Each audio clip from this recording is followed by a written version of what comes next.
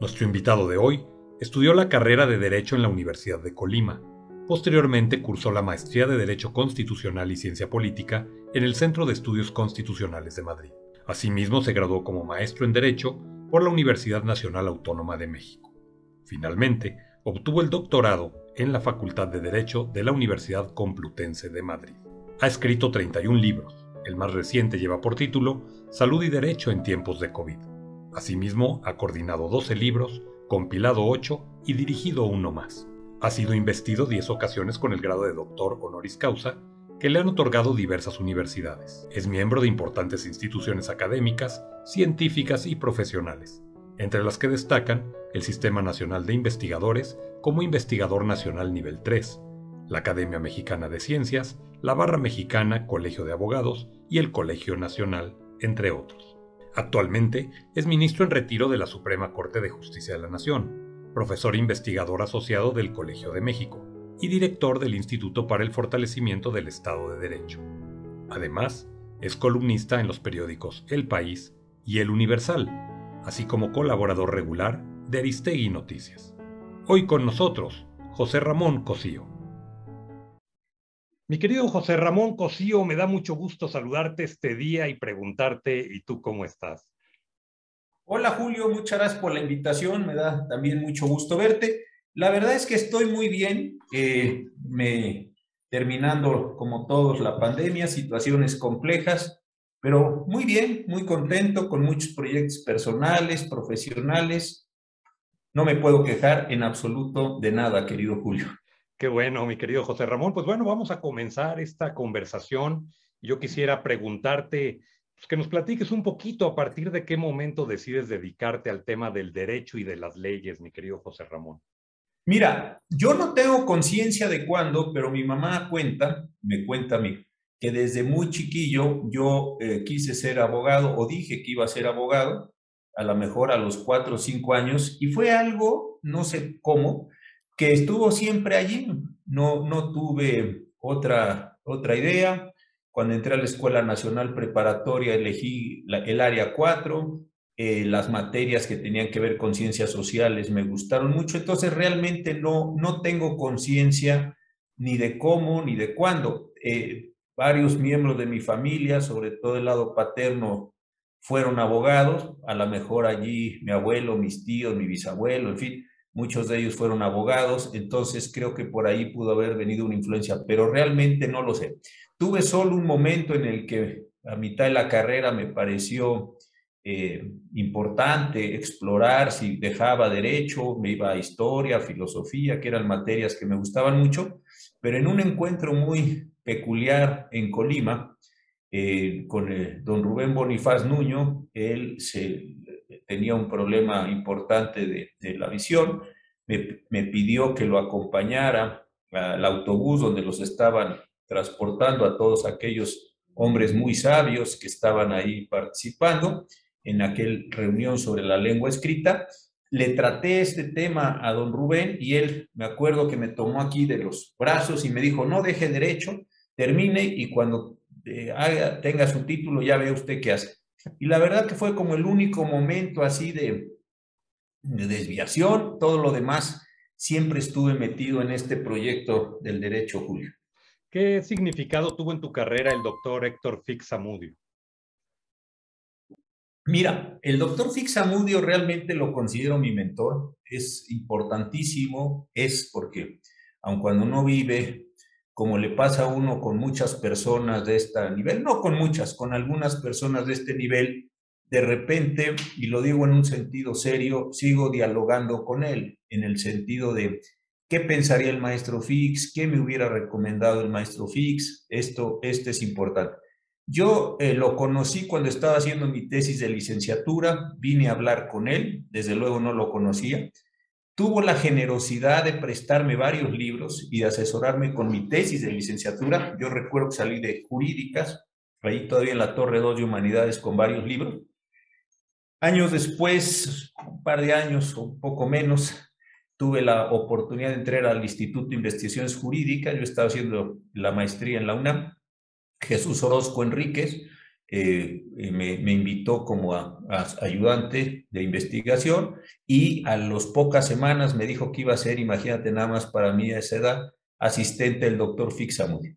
El doctor Fixamudio me puso a trabajar en muchas cosas, estaba en ese momento él presidiendo el Instituto Iberoamericano de Derecho Constitucional, me encargó el boletín, tal, muchas cosas de esa naturaleza. Y un día me dice el maestro Fix, oiga, José Ramón, vayas a estudiar el doctorado a España. Entonces le dije, oiga, maestro, pero pues yo no estoy seguro, hay muchas, no, no váyase usted. Entonces me escogió la universidad, me escogió el profesor que fue Manuel Aragón, tuvo la gentileza de ir a mi examen doctoral en Madrid cuando él iba a un viaje a Ginebra por los temas de derecho humano. Y al regresar, estaba yo en el cubículo una tarde y me dijo, José Ramón, mañana toma posición Jorge Carpizo, el ministro, váyase usted a trabajar con él. Yo todavía medio le argumenté un poco y me dijo, váyase, perfecto, maestro. Después, imagínate nomás, escribimos un libro juntos, hicimos pues muchas actividades juntas, lo visitaba yo con mucha frecuencia, me enseñó teoría general del proceso y bueno, tuve la fortuna de convivir mucho con él, con su familia y bueno, en sus años ya finales, vernos una vez al mes para desayunar, conversar de temas y acompañarlo pues también en sus días finales. Entonces realmente es una relación muy importante, muy entrañable. El maestro Fix me enseñó mucho de investigación, me enseñó también mucho de un ejemplo moral, un ejemplo de generosidad que yo espero estar cumpliendo toda esta integración de sus enseñanzas, Julio. Creo que lo honras a cabalidad, mi querido José Ramón, lo has honrado a cabalidad. Y eres un hombre estudioso, 2 maestrías, un doctorado, 10 doctorados honoris causa. El último, si no estoy mal enterado, la Universidad Cristóbal Colón de Veracruz te lo otorgó. Y pues eso debe ser una satisfacción enorme. Y yo creo que el mismo profesor, también si te viera, pues se sentiría muy orgulloso. Pero también que has participado o escrito 31 libros, el más reciente incluso que tuvo que ver con salud y derecho en tiempos de COVID, y has coordinado al menos 12 libros, compilado 8, dirigido 1. Pues esto no nos habla más que, José Ramón, de un espíritu por el estudio y por la preparación padrísimo. Recuérdame, José Ramón, ¿qué edad tenías cuando llegaste a la corte en el año 2003? 42 años, Julio. Fue increíblemente joven. No soy el más joven, porque había algunas personas más jóvenes, Vázquez del Mercado, don Salomón González Blanco, en fin, varios ministros, pero sí llegué realmente muy joven a la Suprema Corte, sí.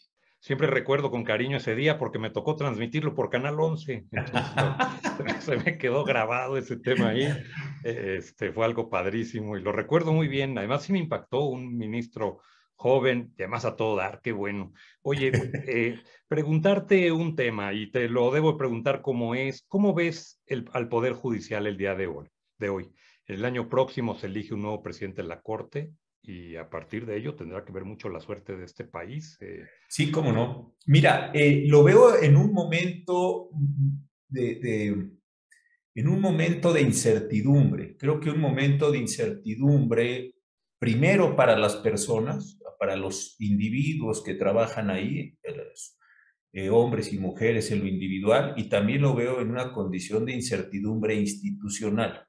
¿Por qué digo esto? Porque me parece que la situación del Poder Judicial, a partir de la enorme cantidad de espacio político, público que ocupa el presidente López Obrador, los pone a los ministros, a las ministras, jueces, magistrados, a todos, pues, en una situación interesante. Y es, quiero pertenecer, voy a pertenecer al proceso autollamado de la Cuarta Transformación o no. Creo que este es un dilema personal que muchos ministros, ministras y demás, te digo, jueces, magistrados, todos para no estar repitiendo los nombres, les debe estar preocupando. Ve uno de repente decisiones que me parece podrían tener una explicación en cuanto a la subjetividad por ese deseo de pertenecer. Algunas veces veo uno decisiones que podrían tener un mayor grado de autonomía, con lo cual uno podría también suponer que no quieren pertenecer, pero sí me parece que es un momento de gran incertidumbre para ellos, para los juzgadores, y desde luego que se observa, es fácilmente observable afuera. Ahora, en segundo lugar, ya no como individuos, sino como integrantes de un grupo de trabajo, de una organización, creo que también el poder está en una incertidumbre. El presidente López Obrador y su movimiento quieren apoderarse del Poder Judicial, van a respetar la autonomía, van a seguir teniendo los intentos de control que tienen mediante los nombramientos o mediante los presupuestos, los salarios, los señalamientos de la mañana o no. Creo entonces que está esto como por resolverse, como por producirse lo que vaya a ser. Creo que es muy difícil que hoy podamos decir que el Poder Judicial ya se salvó de este proceso histórico o que el Poder Judicial ya salió de este proceso histórico. Hay signos bien preocupantes. Y la última parte de tu pregunta es central. Yo creo que el Poder Judicial se define, así me atrevo a ponerlo, y tú lo pusiste también ya muy bien, yo simplemente complemento tu idea, con la elección de enero. Si el presidente de la Corte o la presidente de la Corte en enero generan un sentido de autonomía, un sentido de separación, no de pleito, no estoy hablando de cosas tontas, no estoy hablando de desplante, de presencias, de acompañar al presidente o dejarlo de acompañar en actos. Esto me parece que son cuestiones cosméticas. Si se puede generar una separación de la actitud, de la mentalidad, generar un talante o ejercer un talante judicial, me parece que el Poder Judicial puede tener un momento de sobrevivencia, no física, no existencial, sino de sobrevivencia en el ejercicio de sus funciones. Si por el contrario, los ministros, las ministras salen a pedir los votos afuera, salen a solicitar quien ejerza presión desde fuera, quien les ayuda a conseguir los votos que no tienen, etcétera, me parece que esto puede producir la total subordinación o terminar de subordinar el Poder Judicial de la Federación al presidente de la República y a su proyecto bajo la ideología de que México se está transformando. Recordemos que el presidente no es solo eso, sino también es el presidente del Consejo de la Judicatura, que tiene a su cargo la administración de todo el Poder Judicial de la Federación, y es la figura representativa simbólica de este poder. De forma tal que si en la acción de la Corte, en el control de jueces y magistrados y en la representación simbólica del poder resulta un acoplamiento mayor, una pérdida de las resistencias, una pérdida de la autonomía, más allá de las retóricas en favor de los derechos humanos y todos estos temas, sí me parece que podemos estar en una situación muy complicada en cuanto a lo que le toca hacer al Poder Judicial de la Federación. Entonces creo que tanto en lo personal, en lo subjetivo, déjame decirlo así, como en lo operativo, en lo orgánico, en lo procedimental, estamos en un momento en vilo.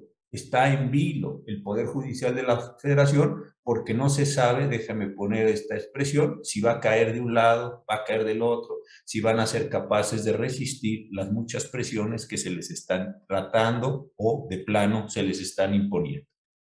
Fuiste ministro 15 años. ¿En la actualidad ves una corte bajo mayor presión del Ejecutivo? Sí, mucho mejor. Creo que hay dos cosas. Primero, que la Corte de 94, que se generó después de la reforma del presidente Zedillo, es una corte que trató, y creo que lo consiguió, de legitimarse. Ellos venían de una supresión completa de la Corte, actualizada el 31 de diciembre de 1994, y es una corte que me parece que trató y consiguió generar grados importantes de autonomía. Eso es una cosa. Creo que esto se mantuvo durante mucho tiempo porque los ministros, las ministras de entonces, fueron muy reacios a entrar en conversaciones, en cercanía con el poder político. Entonces, creo que las presiones no eran abiertas, no eran directas, eran simple y sencillamente mediante los argumentos que planteaban las autoridades acerca de la conveniencia o no conveniencia de que ciertas acciones se tomaran en cuenta. Ejemplo, si este impuesto se declara inconstitucional, pues caería la recaudación. Si estas órdenes de extradición no se otorgan, pues habría problemas con los Estados Unidos. Si a los militares se les autoriza este tipo de actividades, podría aumentar la delincuencia organizada. Es decir, eran argumentos de carácter objetivo. Más allá de ello, yo en 15 años nunca tuve una presión.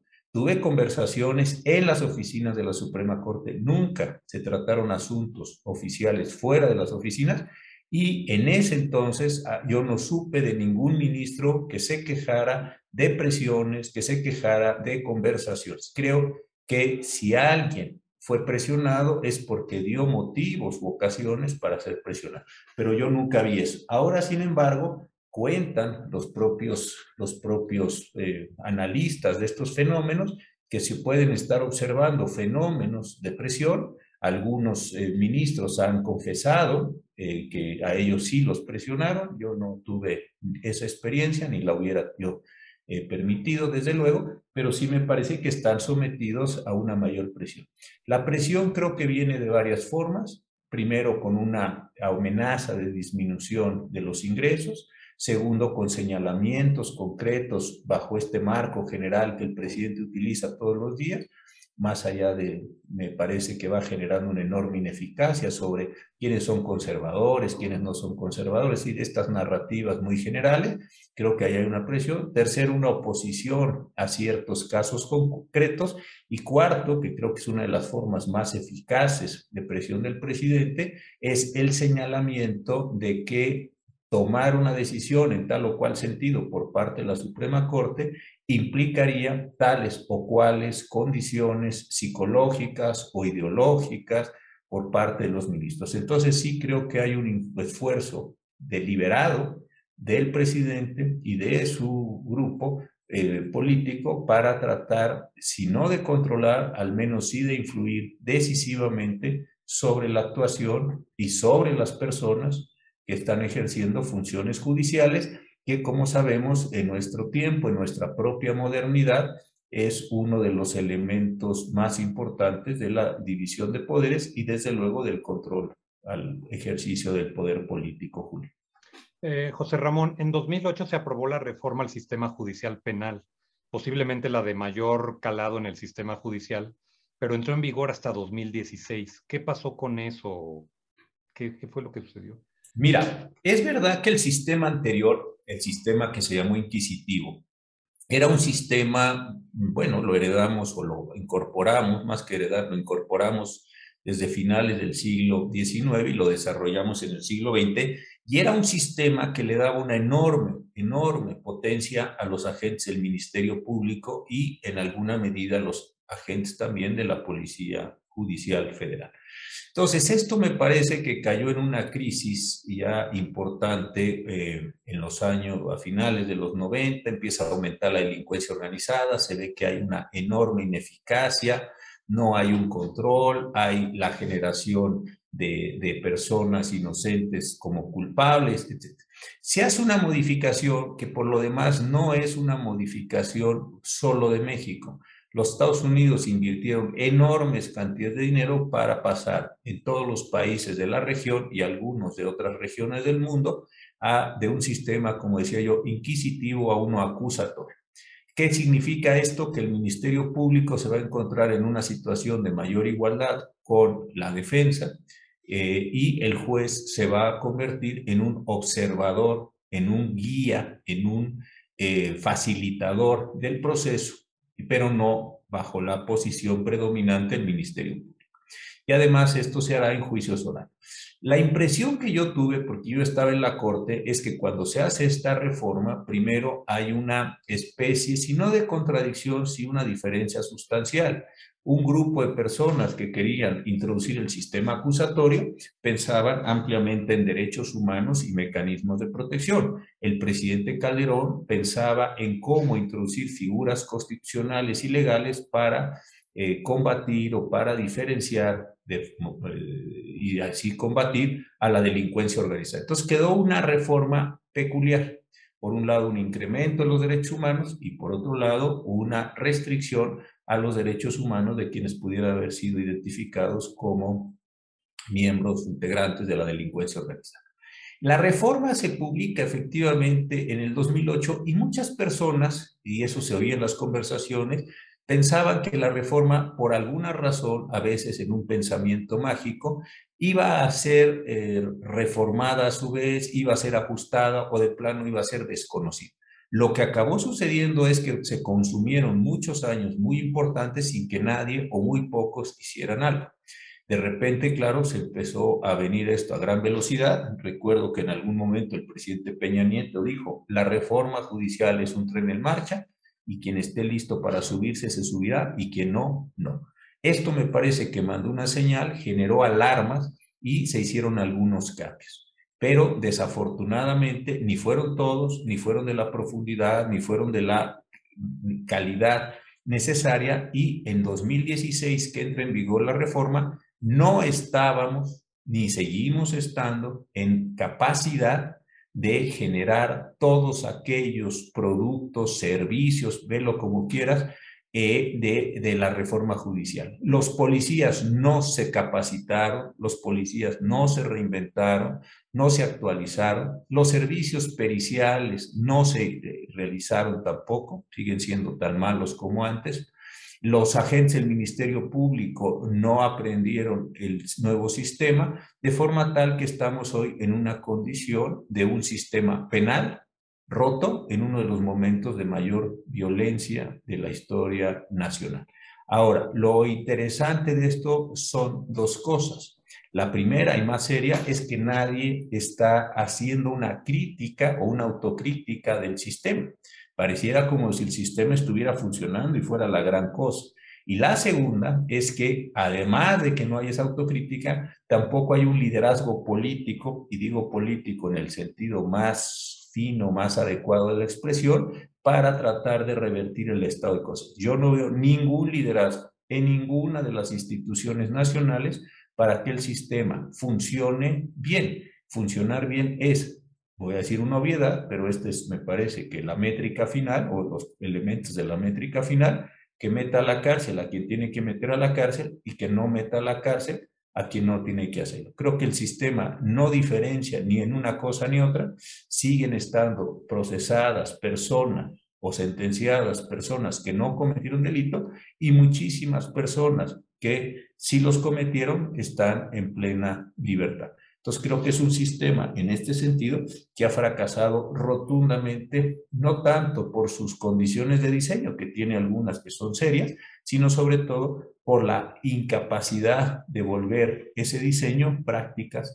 en la vida cotidiana, Julio. En un país que tiene un índice de impunidad, según organismos internacionales, un índice de impunidad del 96%, este tema de abrazos no balazos seguirá siendo un camino viable. ¿No podrías tú pensar que México ya es un estado fallido en ese sentido?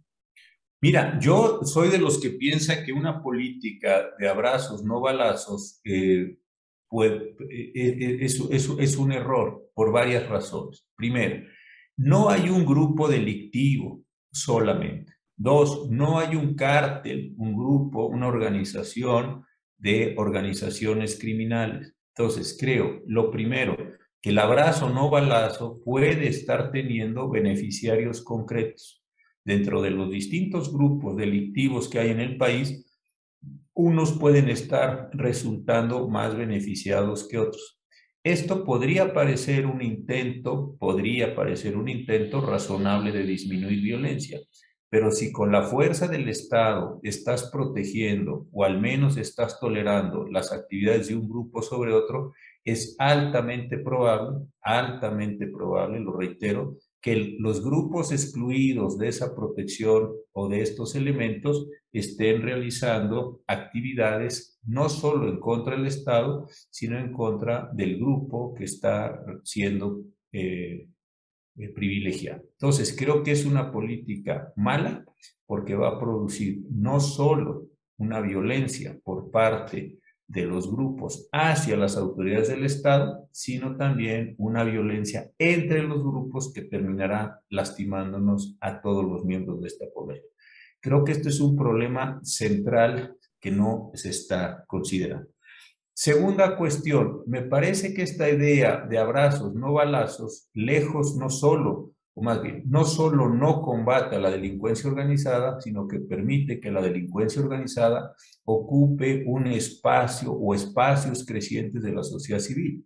Espacios como pueden ser las elecciones, como pueden ser las finanzas, como puede ser la dotación de bienes y servicios, como puede ser la delegación de prestación de actividades de procuración y administración de justicia o de seguridad pública inclusive. Es decir, creo que es la claudicación del Estado a cumplir lo que en nuestra modernidad, porque no siempre ha sido así, pero en nuestra modernidad se consideran los valores esenciales o las funciones o las tareas esenciales de un Estado, que es la protección de la vida de las personas, la protección de su patrimonio, la protección, digamos, de ciertas condiciones de vida. Un Estado que considera que los abrazos y los no balazos es una forma de permitir la realización de estas funciones, pues me parece que está muy equivocado.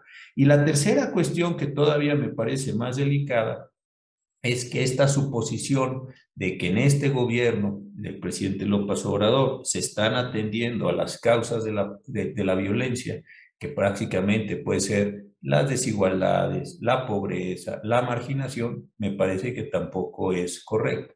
No veo, y nadie ve, ni el INEGI, ni ninguna de las instituciones que suelen medir estos fenómenos, que la política esté produciendo una mejoría en las condiciones de vida de la población. Podría uno decir, bueno, hay un momento en el que esta política de disminución de la violencia está permitiendo, por otro lado, los incrementos en la productividad, el incremento en los salarios, el incremento de, el bienestar. Bueno, podría uno suponer que es un mal necesario, pero simultáneamente al aumento de la violencia en todos los indicadores, también están aumentando las condiciones del deterioro social. Entonces creo que es una política fallida por donde se le ve. Creo, y esta es mi mayor preocupación, si no es que lo que estamos enfrentando finalmente son dos cosas. La primera, una precarización de la vida nacional como un elemento o como un fundamento o como un pretexto para la entrega de dádivas, la entrega de becas, la entrega de recursos directos, con la única intención de aumentar la base electoral. Este sería el primer elemento, muy grave y muy delicado. Y segundo, un elemento que es o una condición de aumento de la violencia o una permisión para el aumento de la violencia que a su vez permita un mayor incremento de la actividad de las Fuerzas Armadas como a su vez un elemento constitutivo de la gobernabilidad presidencial. Es decir, una especie o una forma de creación de una guardia pretoriana para el presidente de la República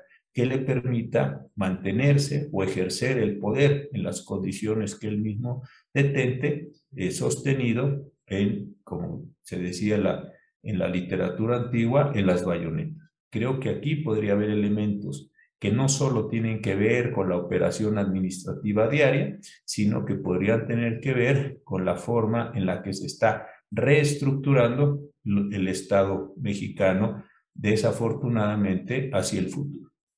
Aquí hay una pregunta que tiene mucha coyuntura y tiene que ver con las Fuerzas Armadas.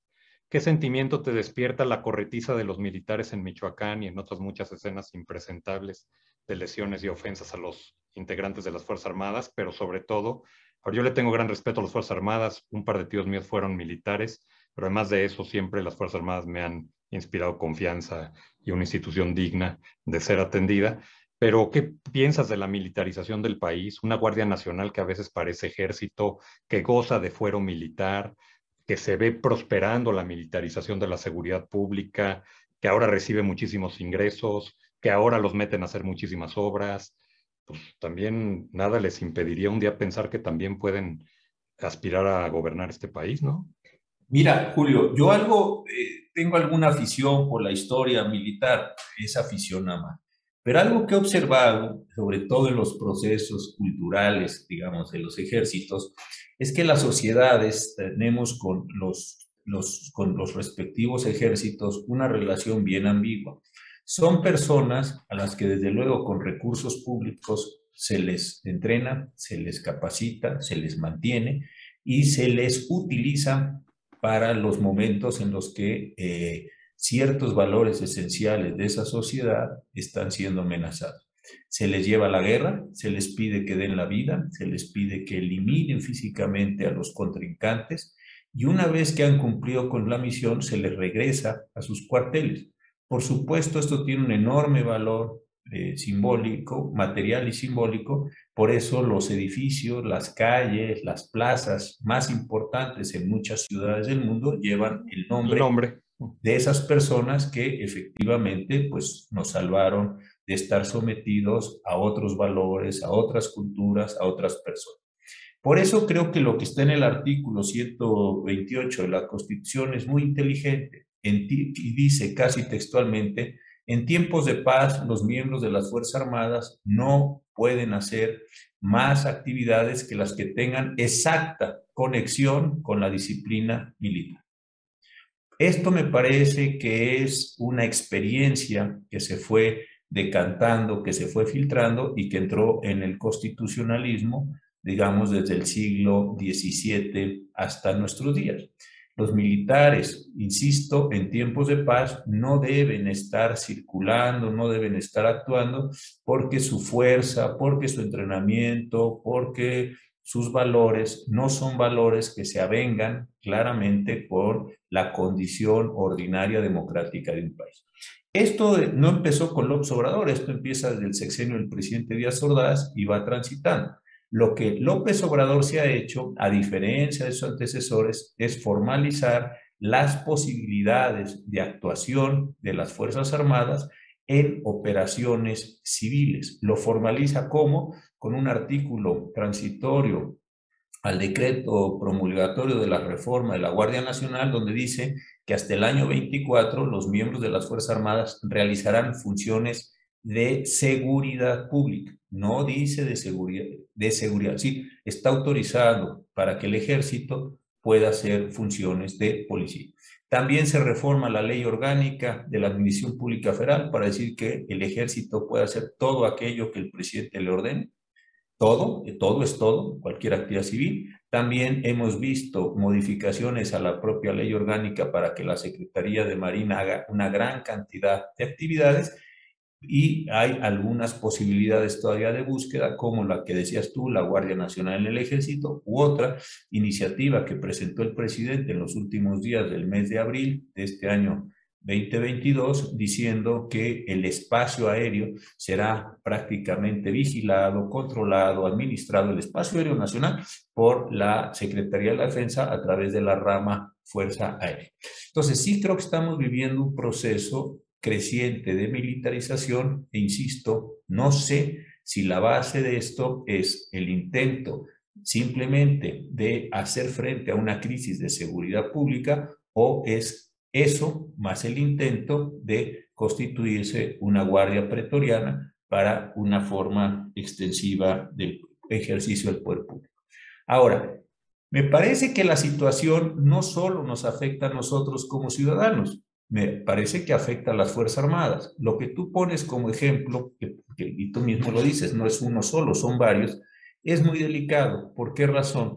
Porque tengo la impresión que en muchas ocasiones la forma en la que se está utilizando, lo digo con esta expresión fuerte, utilizando a las Fuerzas Armadas, no tiene guía, no tiene plan, no tiene concierto. Muchas de las operaciones que realizan diariamente les llaman de disuasión.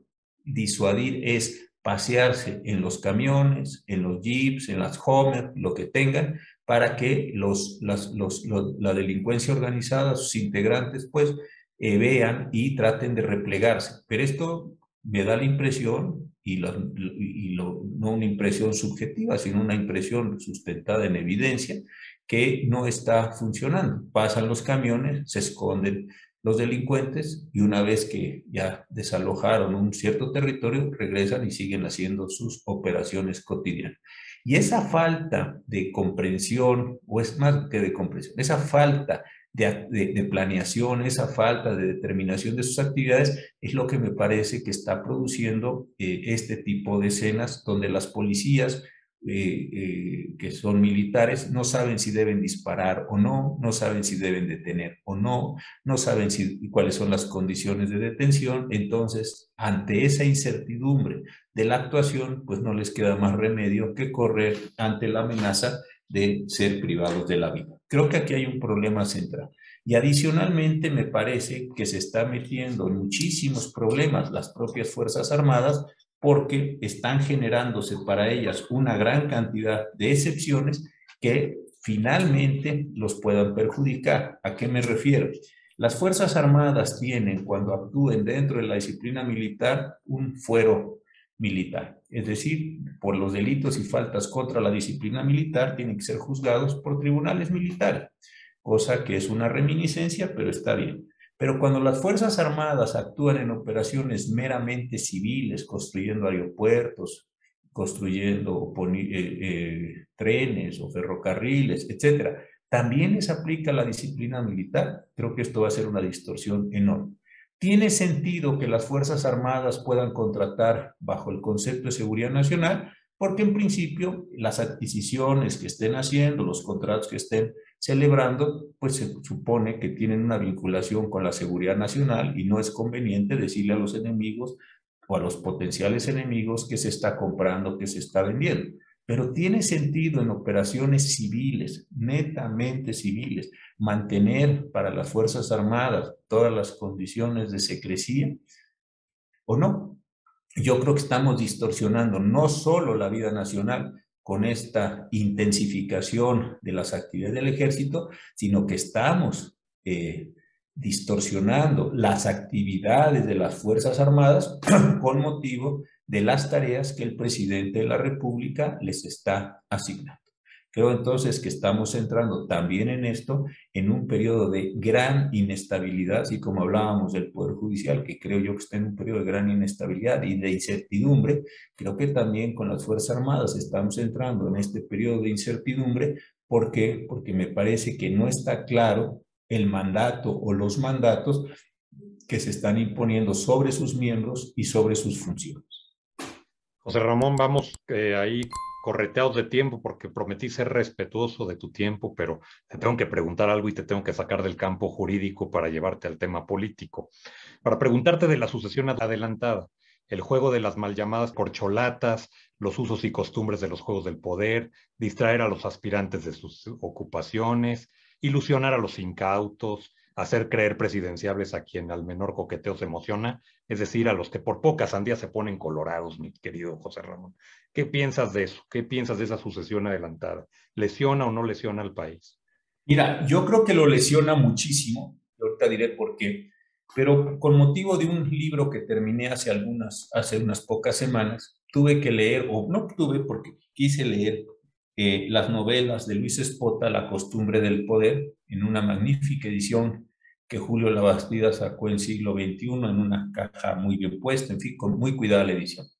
Y yo creo que el presidente López Obrador, más que tener teoría política, lo que me parece que tiene son estos referentes de su tiempo, de cuando él pensaba que iba a hacer política, y encontré en Luis, en las novelas de Espota, mucho de lo que el presidente López Obrador hace. Creo que el presidente se está regodeando, ya no digo divirtiendo, regodeando con estos juegos que los hemos visto reflejados en la literatura política, como lo hizo bien don Daniel Cosío Villegas, o en la literatura de ficción o cuasificción que hizo Espota u otras muchas personas en esos tiempos, ¿no? Estos jueguitos de perdimos pollo, ¿para qué tenemos que cuidar al que va a ser? Estos guiños, esta idea del tapado, El de que las... se mueve no sale en la El foto. que se mueve no sale en la foto, todas estas historias, creo que el presidente está disfrutando, no sé si tanto como el ejercicio del poder, estos juegos, estas sombras, levantarle la mano un día al secretario de Gobernación y al otro día a la jefa de gobierno y al otro día al canciller y al líder de la bancada de Morena en el Senado, alejarlo y traerlo, u otro día soltar nombres de personas que viven en el país. Es decir, creo que lo disfruta como una parte psicológica de ver los comportamientos, de ver las lealtades. Creo que ahí hay una parte como muy cultural de un México, porque yo creo que ya se fue, pero que el presidente piensa que tiene todo ese control en las manos, ¿no? Creo que se equivoca, porque en algunos momentos históricos, pues salirse del PRI era salirse a la nada. Acción Nacional en aquellos años, o el PARM o el PPS, no tenía ninguna posibilidad. Aquí creo que el juego es muy peligroso, o bueno, o es diferente, no digo peligroso, pues porque hay distintos partidos políticos que pueden recoger a una de estas personas que se da. Primer aspecto. Segundo, decirle a alguien corcholata me parece tan peyorativo, Julio, tan peyorativo, que es como si él fuera, no sé, el refresquero, el tapón de algo. Pensemos la función de una corcholata. Es un objeto que cubre, que en el momento en que se destapa se tira, no tiene mayor valor que ser reciclado en otro proceso. Hoy ya ni siquiera existen muchas corcholatas, muchas son taparroscas, para poner un lenguaje actualizado. Es decir, creo que ahí hay también una situación tan peyorativa para las personas, que lo único que muestra o trata de demostrar es que una sola persona está en el control del proceso político, como si todo lo demás fuera irrelevante, ¿no? Muy penoso. Y lo tercero, lo anunciabas tú con mucha claridad: la forma de distraer personas, recursos, tiempos, y estarlos haciendo hacer malabares en todo el país, me parece penosísimo, ¿no? Personas que tienen que ocuparse de temas centrales, como la vida en esta ciudad, como la gobernanza, como las relaciones exteriores, como la aprobación de leyes, de nombramientos que no se han dado. Me estoy refiriendo, sin decirlo, a los 4 aspirantes mayores. Yo nunca me atrevería a llamarles corcholatas, me parece muy denigratorio de ellos y de la función y del marco político, pero en fin, ese es el lenguaje del presidente, desde luego no el mío. Me parece muy penoso que los esté distrayendo. ¿Por qué? Porque las cosas que estas personas tienen que hacer no las están haciendo. Tienen que estar apoyando candidatos, tienen que estarse manifestando, tienen que tomar posición por los médicos que podrían llegar a venir de Cuba. Están hablando de todo menos de lo que tienen que hablar. Están metiéndose en todo. ¿Por qué? Por tratarse de mantener en este jueguito del tapado, donde yo soy el gran decisor, donde yo soy el que determina los destinos de la patria, que la verdad me parece que podía tener una significación en un régimen con tantas perversiones como el del PRI, pero que en este momento me parece que es simple y sencillamente querer generar una reminiscencia para sentirse en el ejercicio pleno de un poder que ni siquiera sé si se corresponde con las posibilidades históricas que estamos viviendo, Julio. Voy por la penúltima pregunta. Ya la enumeré para ya no pasarme de tueste ahí en el tiempo tuyo. Y a ver, en estos tiempos donde el que piensa diferente es traidor a la patria, o a los que no estamos de acuerdo nos tenemos que ir al carajo, o los que son clientes de la mañanera, a ti te ha tocado un recargón alguna vez en la mañanera, y yo creo que pues no va a ser el día más feliz de la vida de uno. Yo creo que sí se siente el recargoncito, como se siente el frío presidencial, como vivir en Siberia. Yo te diría esta pregunta concreta: la ignorancia, la incapacidad de gestión, la arrogancia, la falta de preparación, ¿podrían ser sinónimo de corrupción? Y la completaría con esta pregunta: en el próximo sexenio, en caso de que haya cambio de partido, ¿se llegará a ver algún funcionario de esta administración bajo un proceso penal y por ende en la cárcel? ¿Podría llegar a suceder? Mira, la primera, yo creo que sí es corrupción. No es esta corrupción que el presidente luego ve, que es solo la que se obtienen beneficios económicos por operaciones ilícitas, etcétera.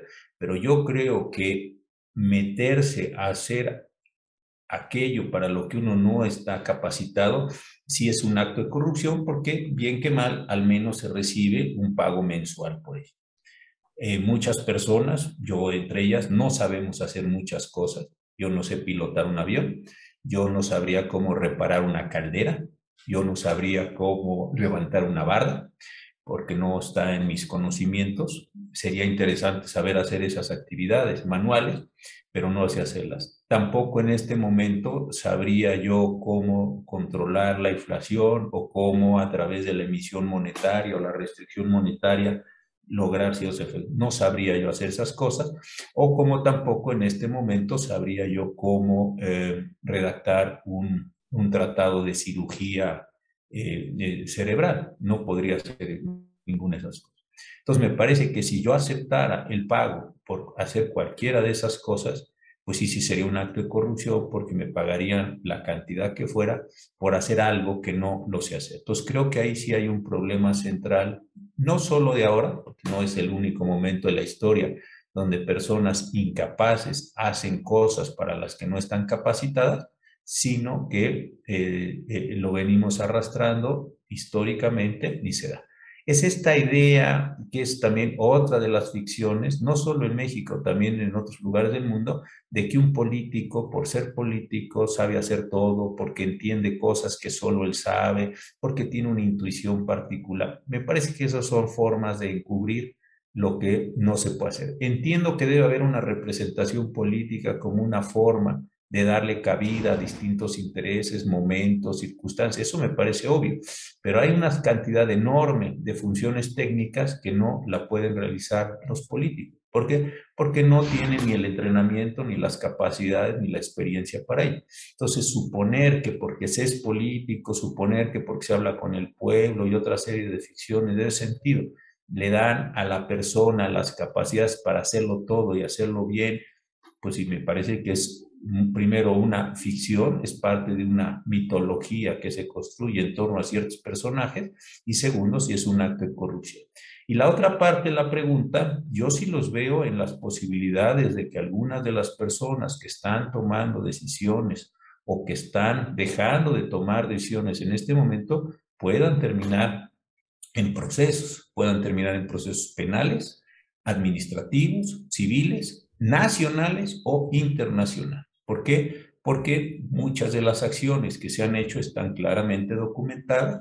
Personas que debieron haber hecho algo o debieron dejado de hacer alguna acción, no lo hicieron y están sometidos a responsabilidad política.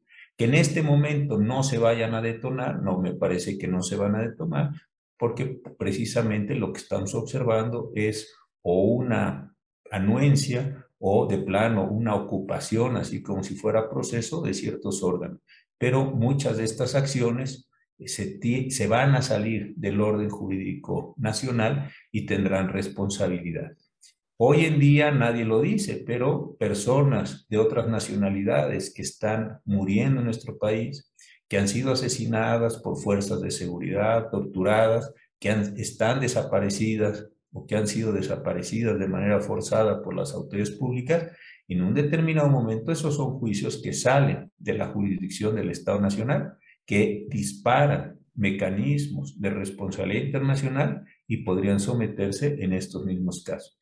Las familiares de quienes perdieron la vida en la pandemia por acciones, por omisiones, etcétera, pues seguramente estarán armando sus casos, estarán buscando una compensación, una reparación bajo distintos mecanismos, y creo que sí se podrían generar algunos procesos finales. Y otro que no es muy conocido, pero que hay que decirlo, es todo lo que se refiere a lo que la Constitución prevé como actividad irregular del Estado. Las autoridades no actúan como se les pega la gana, las autoridades actúan como lo disponen las normas jurídicas. Y actuar fuera de lo que disponen las normas jurídicas y producir un daño genera de manera objetiva, es decir, de manera directa, una responsabilidad sobre las personas. Entonces creo que puede venir un proceso importante de exigencia de responsabilidades sobre muchas personas. Finalmente, José Ramón, ayer hubo elecciones en 6 estados del país. tristemente en algunos baja participación, en otros pues, no se cumplió el pronóstico que el dirigente de Morena anunciaba con bombo y platillo que se llevaría 6 estados. Tampoco es de alegrarnos que la oposición nada más se lleve 2 y bueno, lo que esté por definir los reglamentos y normatividad electoral en los próximos días.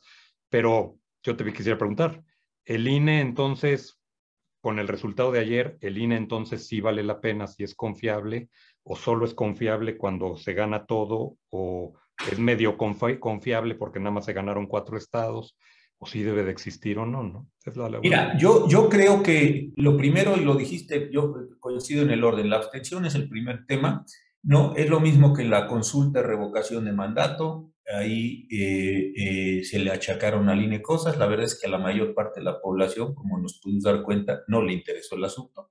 Segundo, Morena presume de una maquinaria electoral fabulosa, en mucho heredada del prismo, nomás habrá que ver a los candidatos ganadores en muchos de los casos y tampoco tuvieron una alta participación. Entonces, creo que este tema de una sociedad que no se está ocupando de los procesos electorales es un tema central para todos los procesos democráticos que se nos vendrán en los próximos meses y años. Bueno, segundo, yo creo que lo del INE es un discurso verdaderamente interesado, ¿no? Uno cuando lee las razones, inclusive la de iniciativa de reforma constitucional, yo lo que observo es un diagnóstico muy pobre. Si uno compra el diagnóstico, pues suele comprar la solución. Si alguien, voy a poner un ejemplo muy simple, va a un médico y la persona acepta el diagnóstico del médico, pues es altamente probable que acepte todo lo que el médico le ponga como prevención o como tratamiento para quitar o para reparar o para prevenir todo aquello que fue diagnosticado como en la parte inicial, como diagnóstico, pues. Y aquí me parece que ese es el tema. El diagnóstico que se hace sobre el INE no es un buen diagnóstico. No coinciden ni los montos, ni las cantidades, no coincide nada. Consecuente, me parece que es un discurso interesado para suprimir, modificar, desaparecer, Abatir.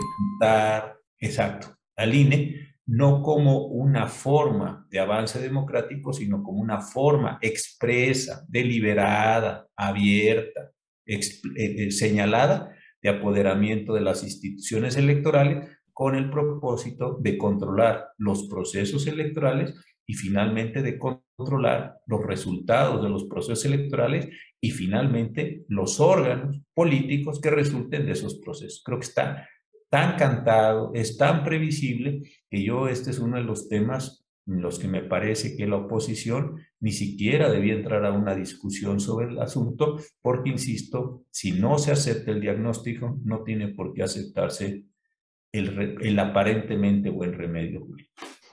Pues ministro en retiro, José Ramón Cosío, odio mencionar el tema ministro en retiro porque haces mucha falta. No te retires, te necesitamos más que nunca en el país. Necesitamos voces sensatas, preparadas y hombres comprometidos. Mi querido José Ramón, muchas gracias por este espacio. Al contrario, Julio, te mando un fuerte abrazo a ti y a toda la audiencia. Cuídese mucho, seguimos en contacto, por favor. Te agradezco mucho, que tengas muy buena tarde. Gracias, Julio. Gracias, hasta pronto.